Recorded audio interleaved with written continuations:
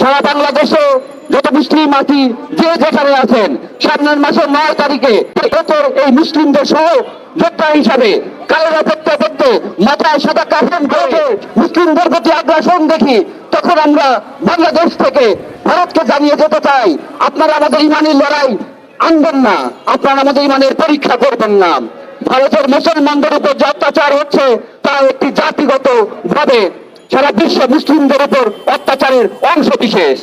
আমরা সারা বাংলাদেশে যত মুসলিম আছি যে যেখানে আছেন, সামনের মাসের 9 তারিখে শাহবাগে ভারতের এই মুসলিমদের সহ যোদ্ধা হিসাবে কালেরা পড়তে পড়তে মাথায় সাদা কাফন পরে শাহবাগ চলে আসবেন।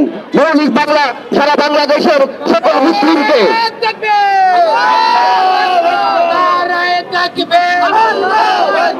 বিশ্বের মুসলিম বিশ্বের মুসলিম এখন লড়াই করো বিশ্বের মুসলিম।